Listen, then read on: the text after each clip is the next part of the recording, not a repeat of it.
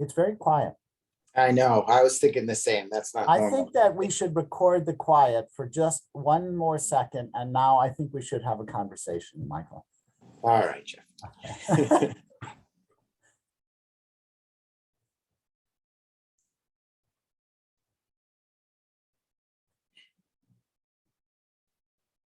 So we're all looking forward to the show.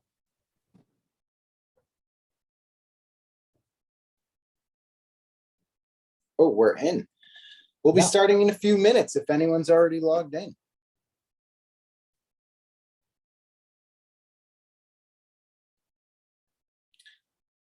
I'm on a tablet device, Jeff, so it's hard to see all the screens and data that's coming at me. I fully understand. And I am seeing 24 participants. Ooh, nice. 25. Lucky 25, 26. Can we hang them in a grid? We can. The largest grids are of 30, as far as we know. Okay.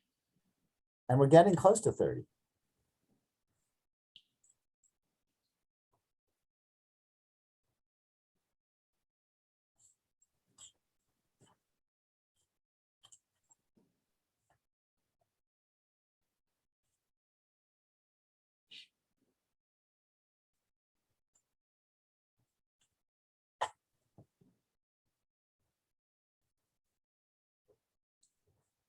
Jeff, how many frames will you have in your exhibition?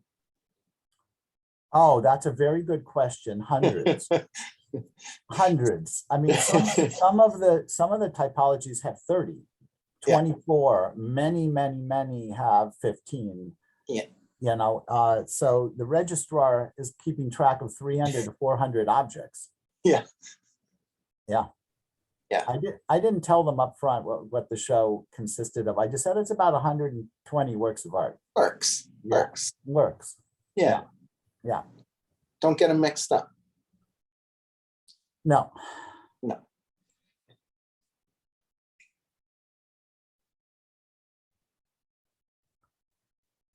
Wow, we're up to 38. That's good. Got a crowd. Minute before game time.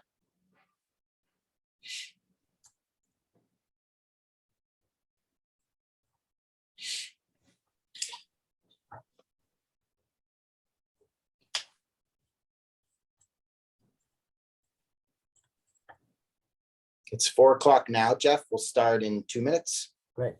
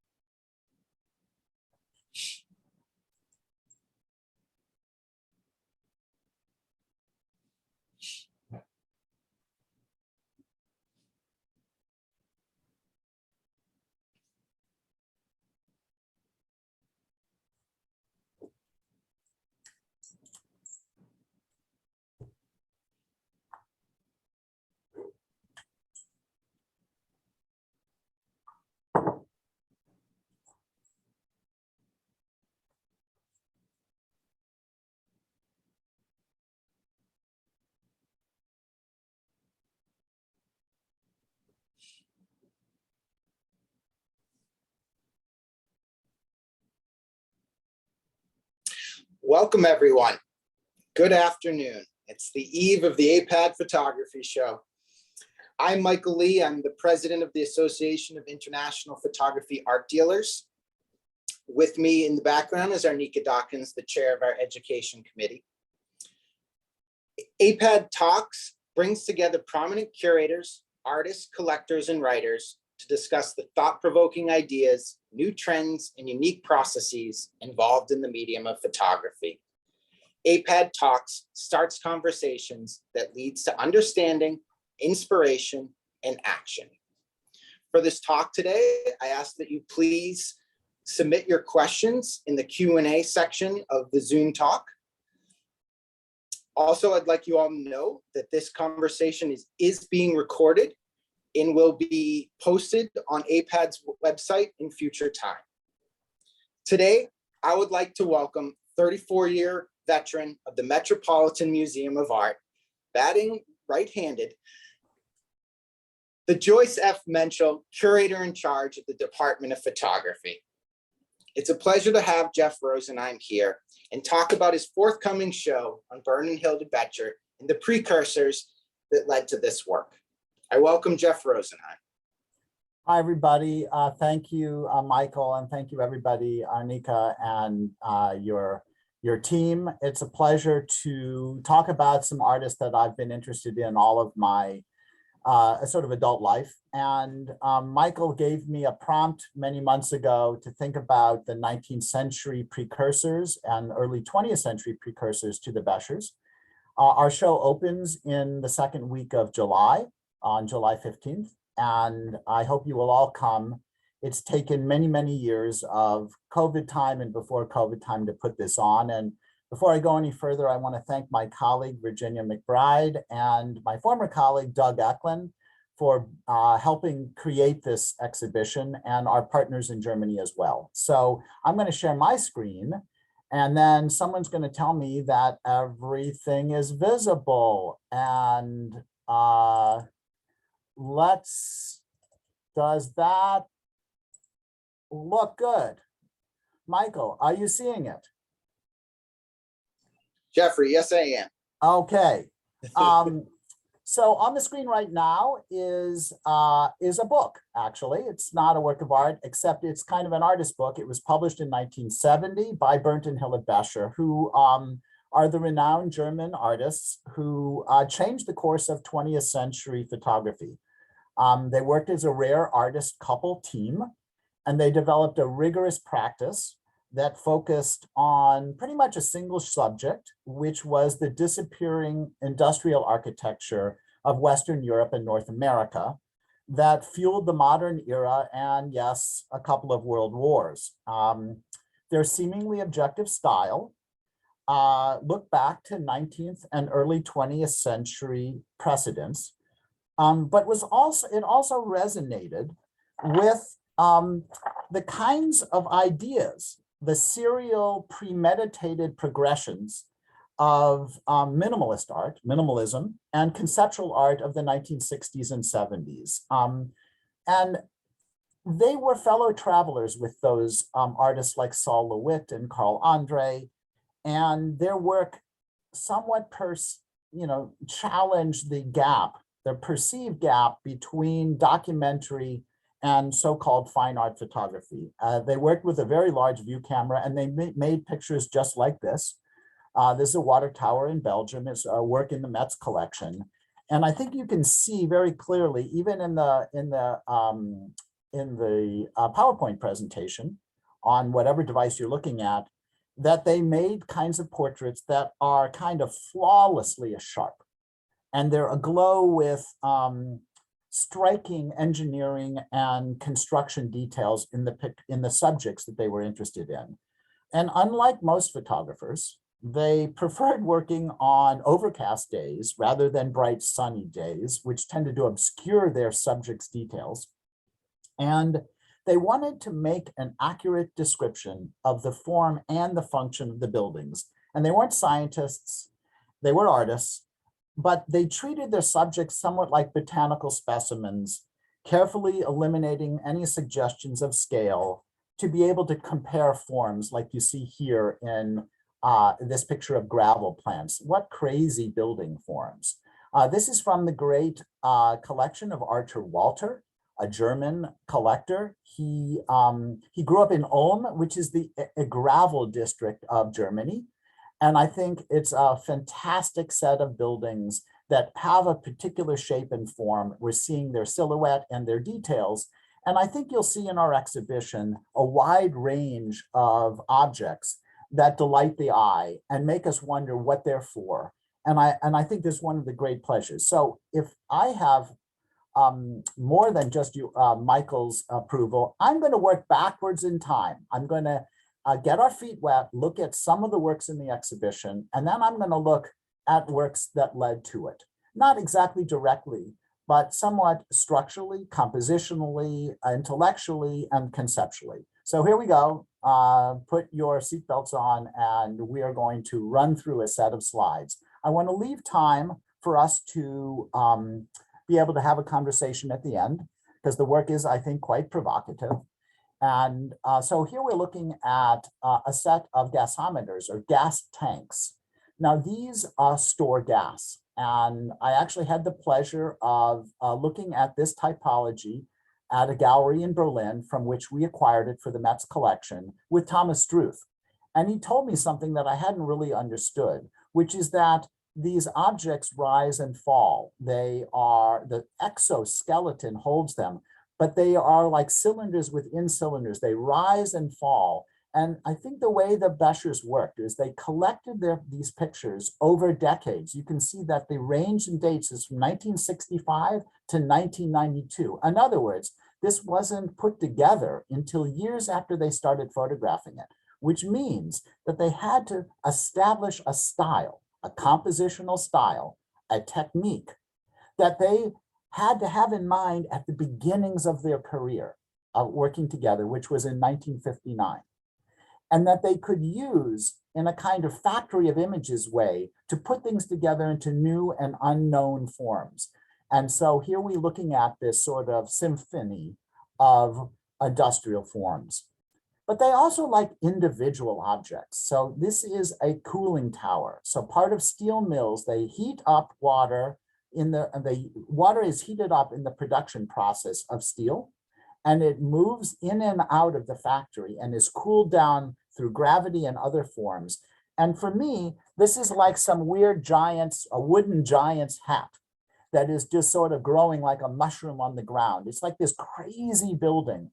The detail work in the creation of these objects, these gelatin silver prints, is astounding.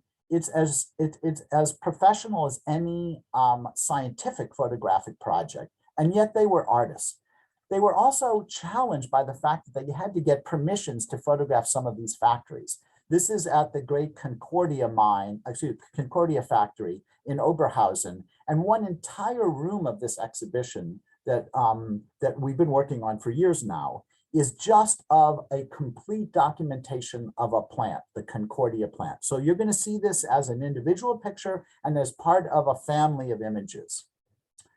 One of the great pleasures we had, Doug and I traveled to Germany many times, was to be able to work with Max Becher, the artist's son, and Gabby at the Stiftung in Cologne that keeps the original papers and documents, the preparatory notes that the Bechers made. This is just a notebook from 1987. Look how carefully constructed the drawings are. They're making their notes, they're commenting on which views that they've made. You can see they made two 13 by 18 centimeter studies of the Pemberville grain elevator, or Van Wert, they also made two, etc. These kinds of things told us all sorts of things about the Bechers process, their mental state, and how they used their own artist practice to build this archive of images from which their work comes. So these are just drawings of water towers. There were hundreds and hundreds of these. You can see that some of them are more finished, some of them are looser, but this is the kind of thing that our visitors will be able to see in the exhibition, something that has never been seen in the US. And this is the first retrospective of the Bechers since 1974, and they hadn't even completed half of their career in the US. So this is the early water tower typology that West and Neff bought directly from the Bechers in 1980 from Sonnabend. And it's one of the featured works in the exhibition. It's about comparing and juxtaposing forms. Why does the American water tower have struts? The Belgian water tower have just this sort of lollipop shape. Why do some water towers have open structure and closed structure? It's somewhat of a portrait of the society that produces them. They do the same exact thing. These are quite large on the wall and dramatic in scale. They also like to compare works of different forms. Here we have a work entitled Collective Portrait, Objects with Different Functions, all from one mind, the Grube Anna. And these things are, these objects are meant to be useful. When they're no longer useful, they're destroyed. And in fact, the Bechers worked with a sense of time. They realized that the neglected industrial buildings and parts of buildings were falling away. They were going unused as the Industrial Revolution came to an end. Long before we knew about the digital revolution, the computer revolution, if you will, they were realizing that it was the end of something. And they looked at these buildings to delight their eye and to remind us of what not just this anonymous architecture, but what man built.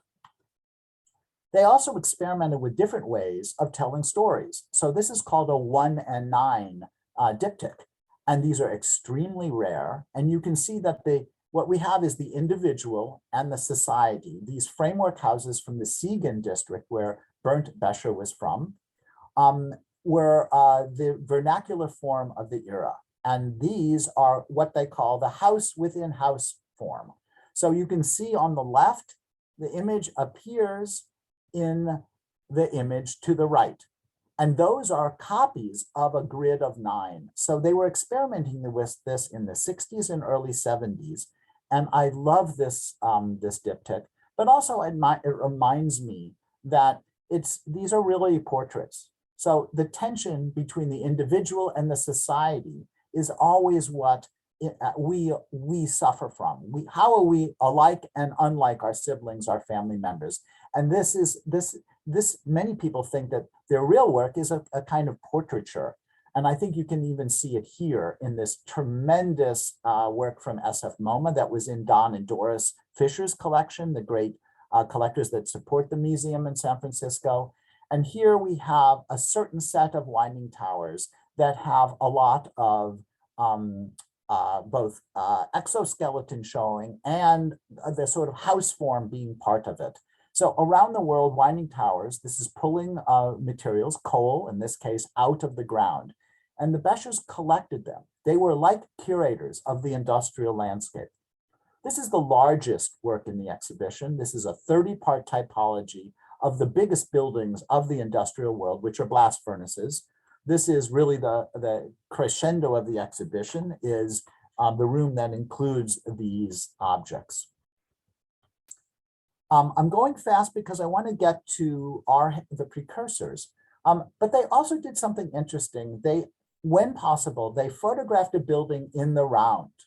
So this is 8 views of the same building. It's a coal breaker in Pennsylvania, and they were able to circumnavigate this building. And they really, really liked doing that because you could, in fact, construct this from the photographs if you needed to. And basically imagine putting a building of this vast scale on a turntable, lazy Susan, and spinning it. That's what this kind of typology, but it really isn't a typology. It's a single 8-part portrait of a building. I'm showing you now a Welsh coal mine, a colliery.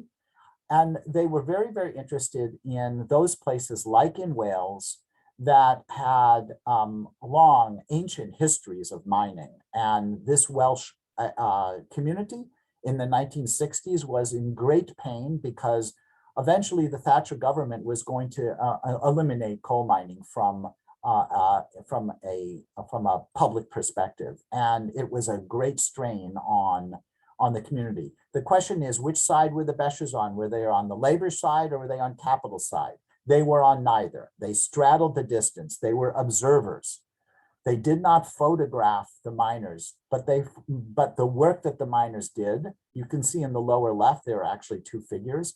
The works that the miner did and the anonymous engineers that created this building is very much a part of their story. I'm not going to show you some landscape format views. People said, oh, they only work vertically. They only work in the portrait manner. Not true. They actually did, late in life, an exhibition of works that they've been making all their careers, where in the horizontal perspective, we can see more context, less rigidity, and more of an association to a landscape tradition, which we'll see when we look at the photographs from the 19th century. This is one of my favorite pictures in the exhibition. These are all cooling towers that are cooling water that are part of the power plant. Or this picture made in Germany of what looks to be, I believe, another kind of gravel mine. This sort of dendritic architecture is extraordinarily interesting to me. And the way they made this picture, look how tiny that little truck is, or seemingly tiny that little truck is. The scale of these objects are and plants are very, very hard to sort out. And it's sort of part of the nature of the work. I think we can see how enormous this grain elevator is in Passau. I mean, look at the scale of this. Look at the railroad, the locomotive underneath it. These artists, Bernd and Hilla Becher, really created a massive archive of the built environment that they used to make art. I direct you to this picture because we can see a family of different types of buildings, each serving a different function. The middle building with the sort of castle-like top to it is obviously evoking a kind of an ancient architecture or more ancient architecture. And it's interesting that it has this ornament because most of the buildings are more or less ornament-free in these large factories because all that their purpose is to do a function. But it's interesting that this example, surrounded by others, is telling another kind of story. All right, so that's the roundup of their work. We are going to look at a little bit of their methods and process. We're going to compare it to the history of photography, and then we're going to go wild backwards in time and seeing things that many of you may know. Many of you may not. So here's a picture. We don't know who made it. I found it on the internet. I asked Max Becher if he knew anything about it. He said he had never seen it before. I'd love to know who made the picture, but here is Bernd Becher on a cold day using a step ladder to climb up to his tripod. So he needed to get a certain perspective on the buildings. This is a good example of their working method. Here is another picture. We don't know who made it, of the Bechers at work. Look how high the camera is. Look how scary. Look at that four-legged tripod of ladders. This is what it took to photograph that winding tower in the distance. I love these pictures. It told me again a lot about the work, and I think our public will delight in seeing behind the scenes a little bit. Here's a picture that was made in the US in 1981 of Hilla with the camera. They worked equally. They both worked with their cameras. They had two sets of cameras. And they worked extremely fast because they needed to control their access. There was controlled access to the physical plants. And so often these things were not available to them, or the sun was too bright, or it was raining. They traveled in a VW van, microbus. There's their ladder on the top. And they did their work wherever they could. And they eventually had a second set of cameras in the US, and they would fly just over and then travel the US. Here's one from 1981. I just want to remind you that they're using camera equipment that was pretty standard in the first part of the 20th century. But by the second part of the 20th century, after Cartier-Bresson, everyone was using handheld cameras. Robert Frank, Lee Friedlander, Gary Winogrand, even Walker Evans. But here is a picture by Peter Seekar from the Met's collection of Evans at work. We don't know exactly where this is, somewhere in the South, I'm guessing. But this is the same, this is the same technology, slightly of a different generation. I just love this picture. I thought I'd show you. Or here's Stieglitz. It's not just post-war photographers working with handheld cameras.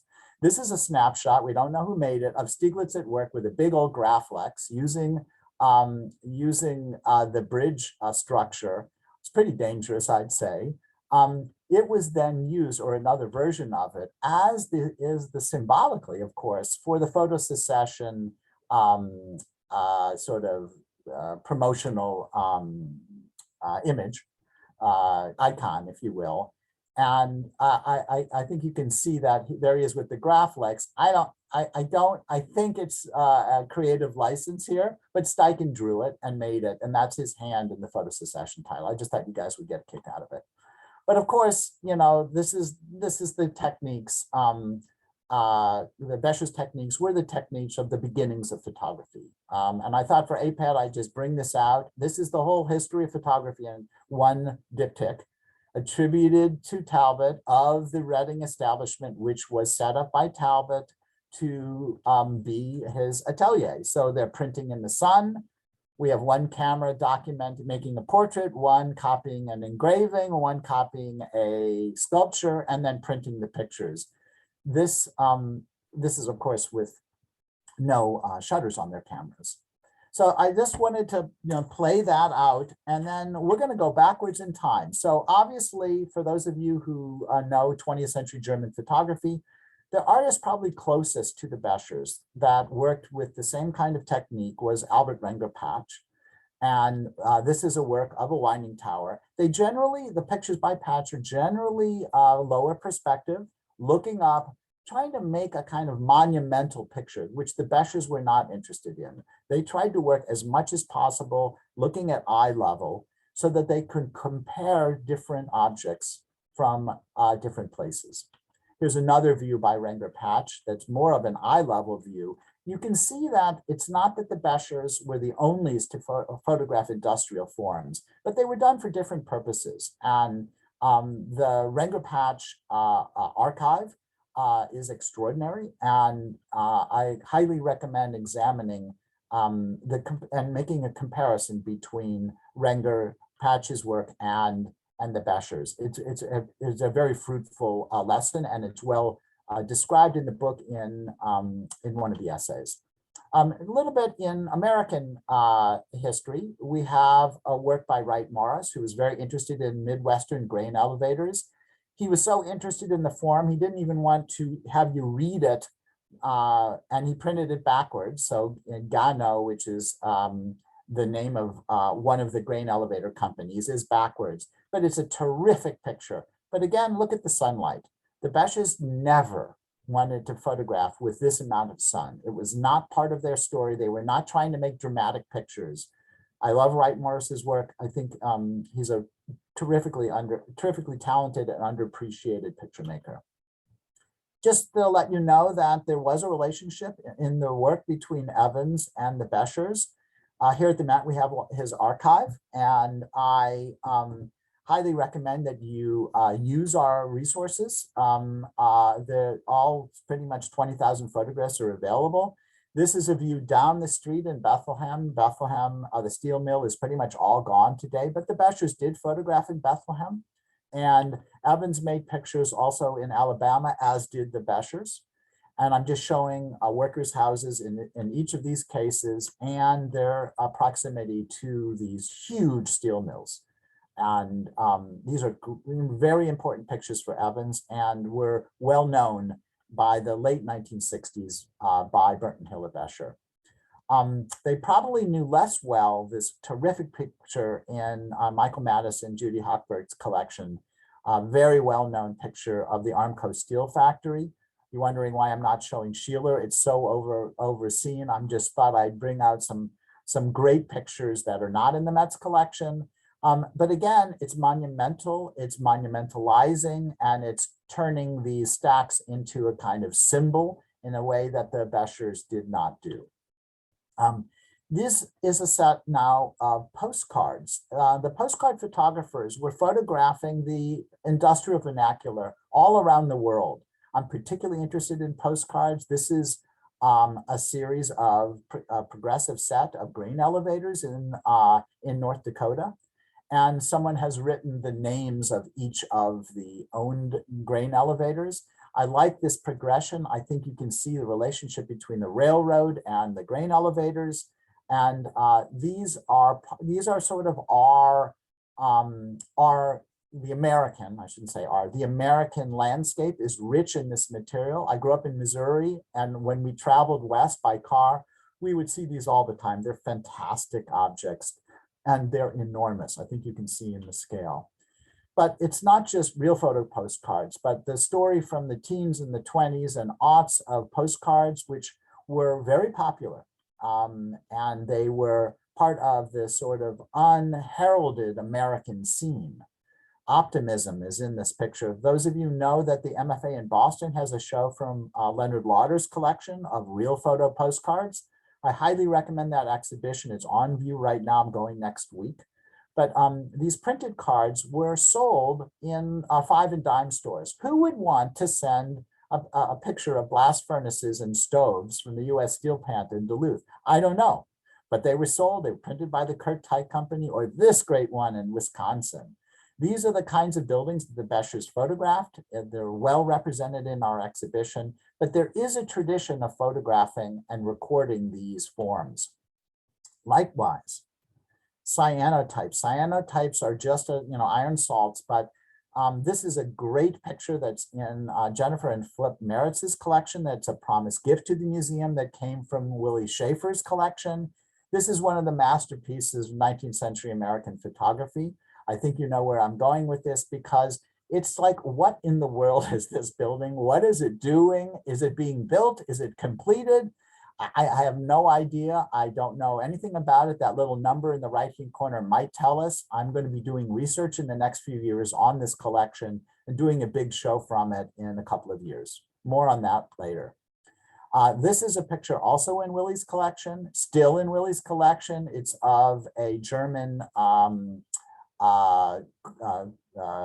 mine, and you can see the double wheel on the roof of the building, the winding towers, parallel winding towers. Just a beautiful print with some just really elegant tonality.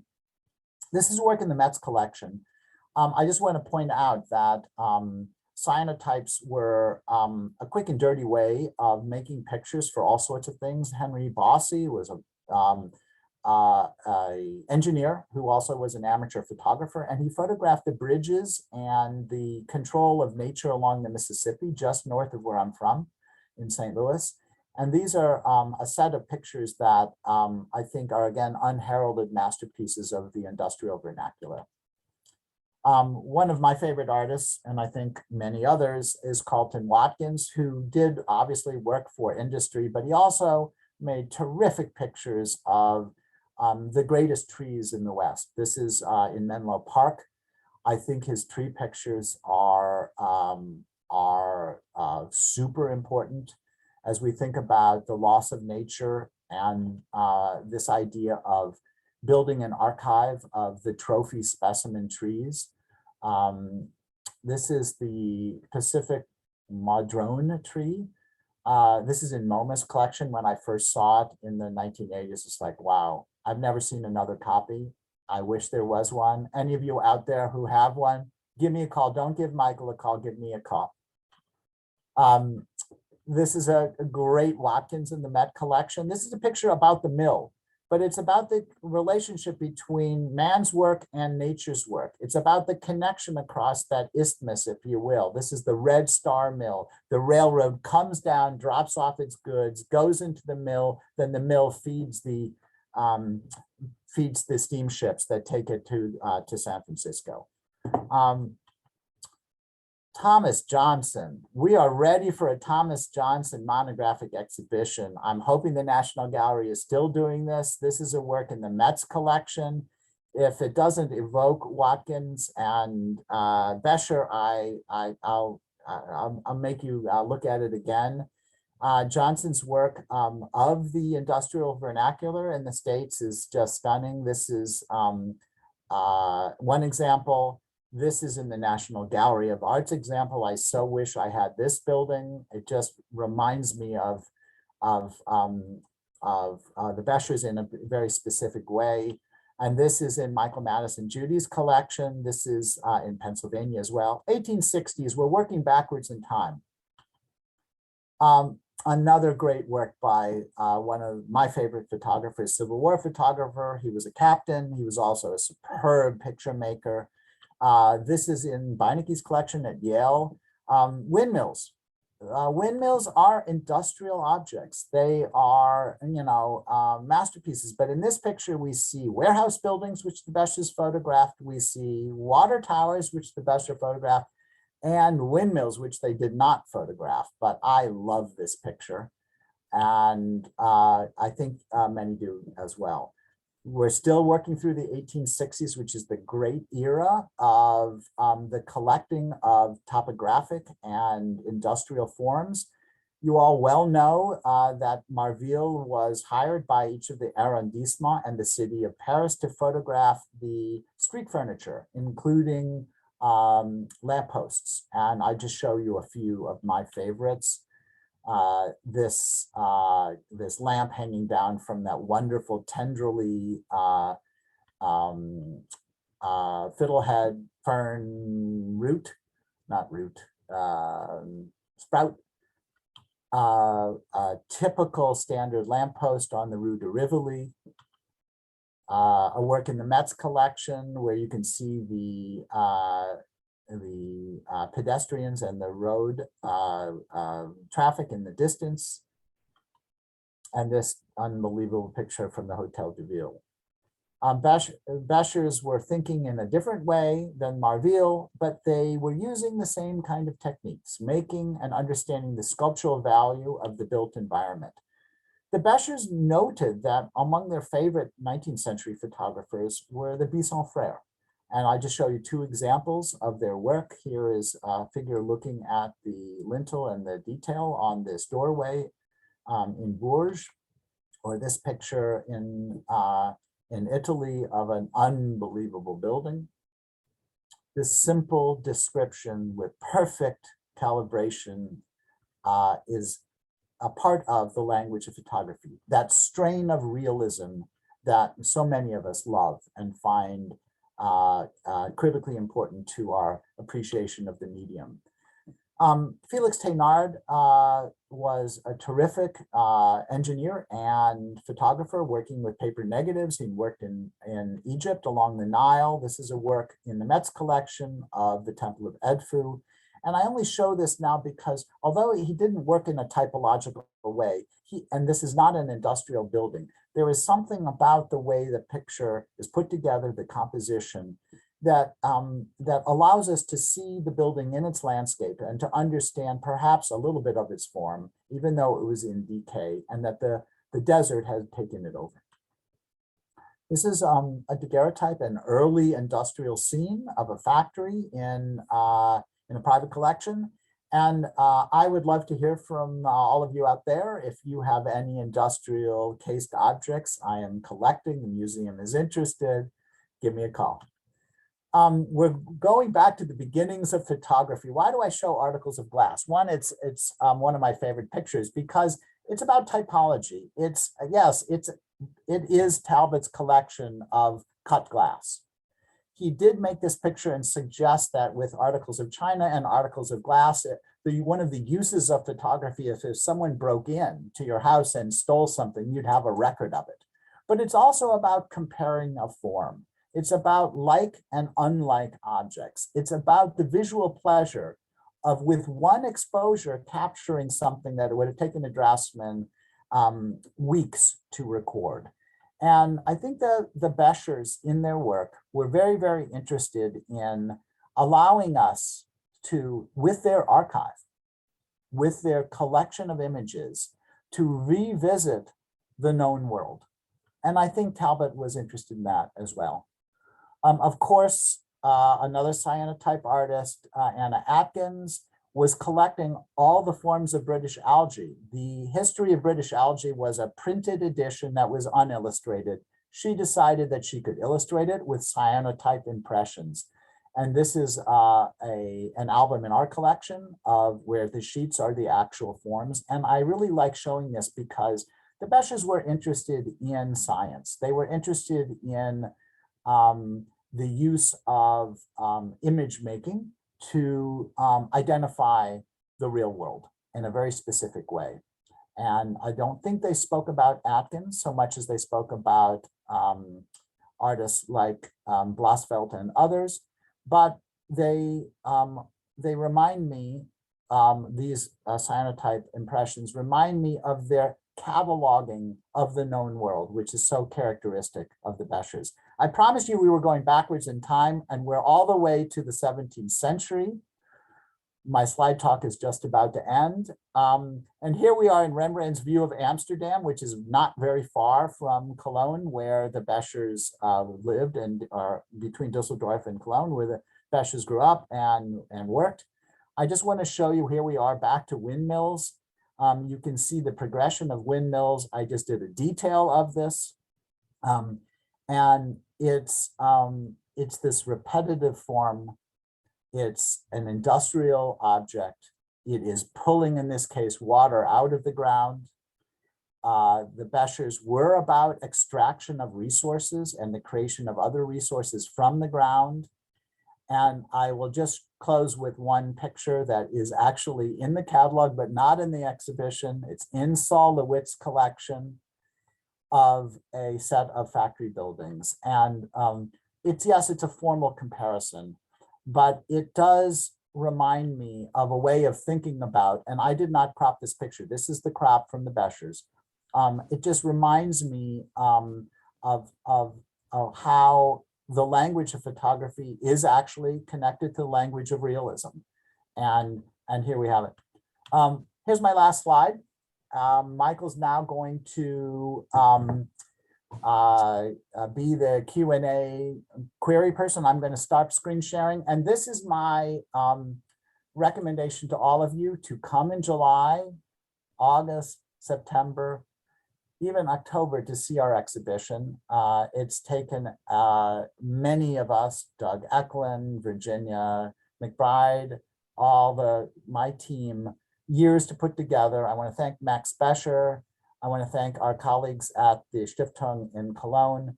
Come see Bernd and Hilla Becher's work. You know their students probably a lot better than you know them.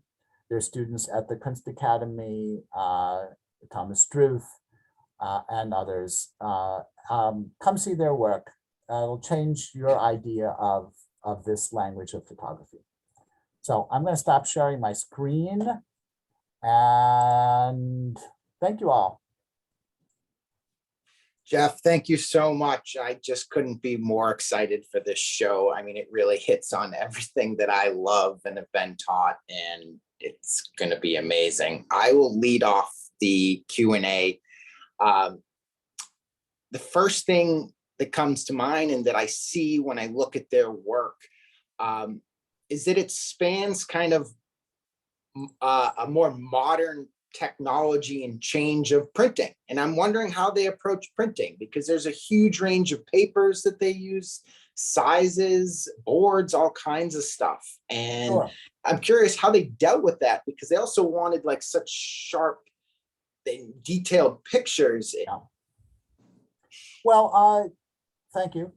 Their prints are exquisite.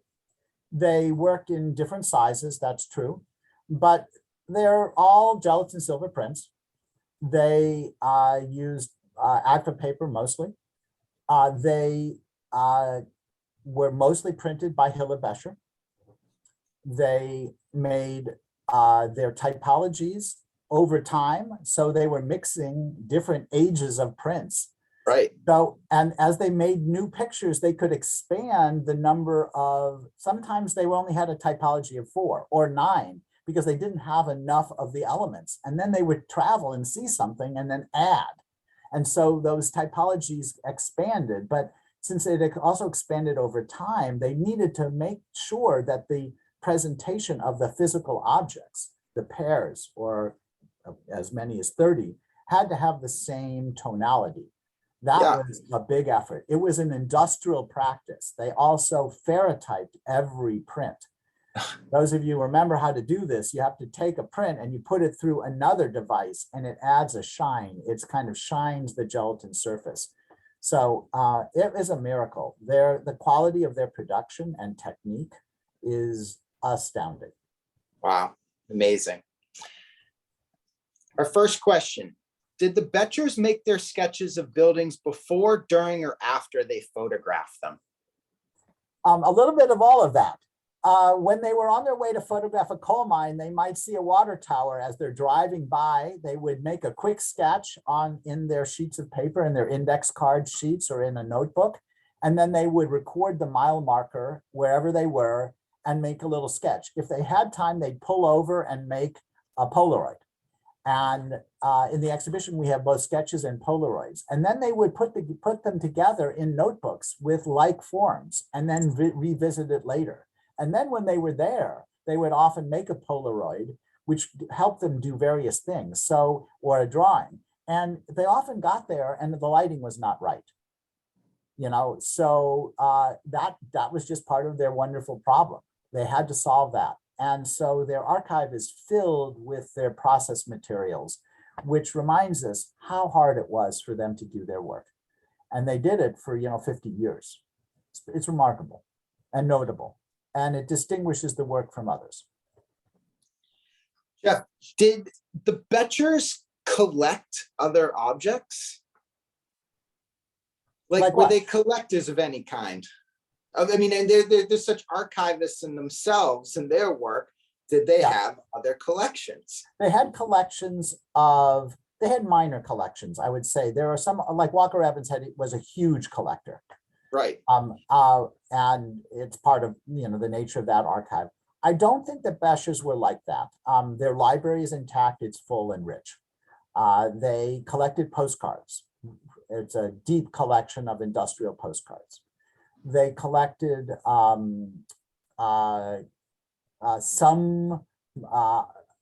objects, but they were pretty focused. They did not have a particularly large art collection, as far as I understand. And but they were part of the art world very early on.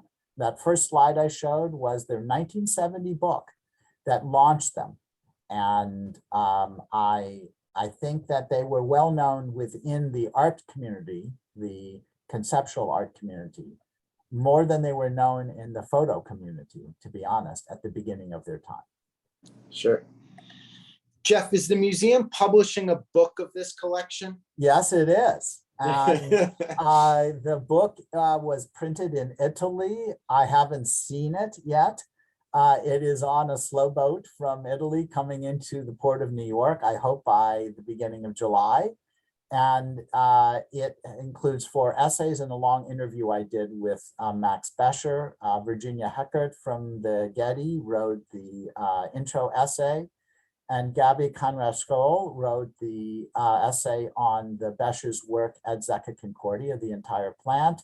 Lucy Sant, the critic and artist, wrote a tribute to vernacular form, and Max Becher and I did an interview. And how fanatical did you have to be over the printing? Fanatical. Yeah. But we're pretty fanatical on all of our printing. Of course. Yeah. Jeff, do you find a like-minded aesthetic between the Bechers and August Sander? Yes. So I could have shown Sander in the same way that I showed Renger or any of the other artists. But yeah, so what's interesting is that if you think of their individual pictures as portraits of these forms, whether it's a grain elevator or a coal tipple or a winding tower or a cooling tower, and that they are individuals as part of a society, I think you can understand this huge influence of August Sander's work on so many artists, including Walker Evans.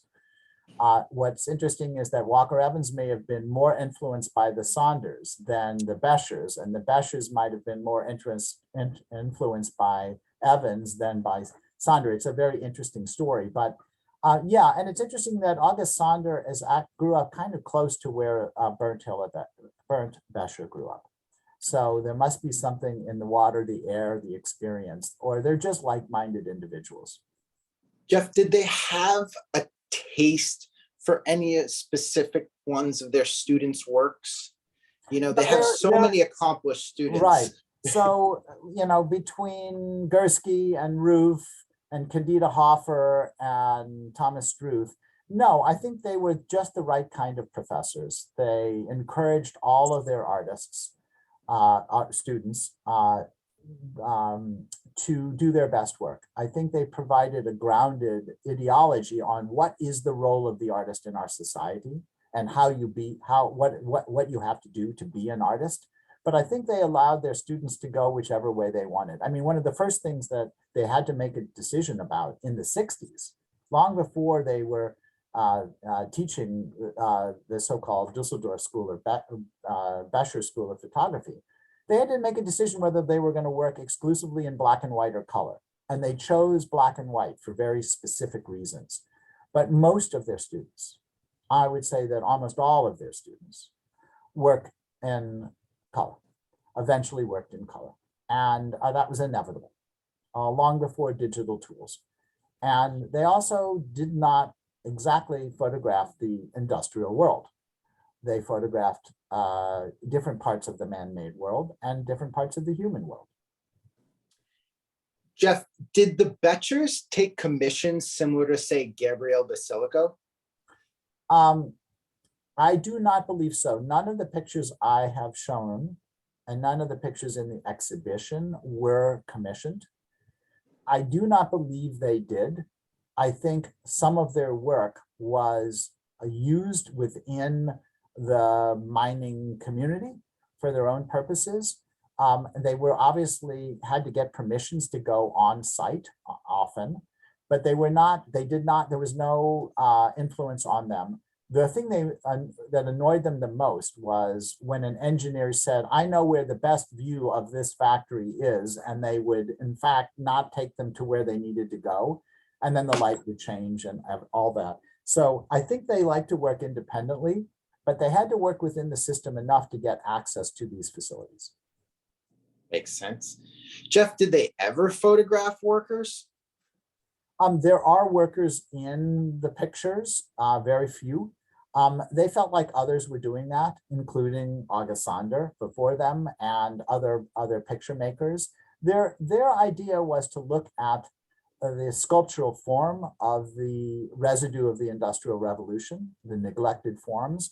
They were particularly not interested in the work that the workers did, but the architectural language that is part of our environment.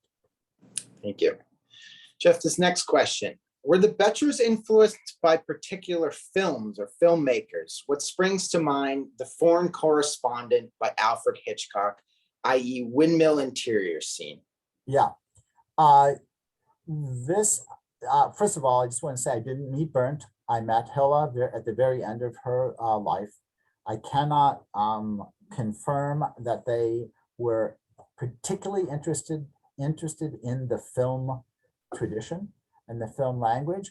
I will get back to you, Michael, and you can pass this on in chat form for one of your other talks, etc. I can ask Max. I would say that it's likely to be unknown. I can't answer that question right now. It's unknown. I would say that probably not so influenced by the film tradition, but they were influenced by all sorts of the art tradition. Thank you, Jeff. And you know, I think we're out of Q&As, so I'll ask the final question is, you know, they were part of an art world scene and thought of at the time as conceptual photographers and enjoyed being that part. And so who were they palling around with? That's interesting. So they showed at the Conrad Fischer Gallery in Germany, and that was the same gallery that showed many of the conceptual artists of the day, including Saul LeWitt and Carl Andre and many, many others. They were represented by Sana Ben, who also showed multiple artists in multiple media, in mixed media. And I think the Bechers were part of, I mean, Bernd taught for years at the Kunstakademie. And so, you know, their fellow artists were people like, you know, Joseph Beuys and you know, they were part of a German, the boom of German post-war art, Richter and Kiefer. So the German art scene was strong. So was the Italian art scene in the 60s and 70s. They showed extensively in Italy. They showed at Sonnabend every year or every other year for many decades. They won the Golden Lion, the top prize at the Venice Biennale in 1990 for sculpture. That's what they won it for. They lived in a world where everyone from Richard Long and others were part of their community. When Richard Serra came to Germany to oversee the production in the Ruhr of his steel forms, they were part of it. So they were well known. And even Stephen Shore looked them up. He saw the book at the book I showed at the very beginning at Wittenborn, which was the American publisher.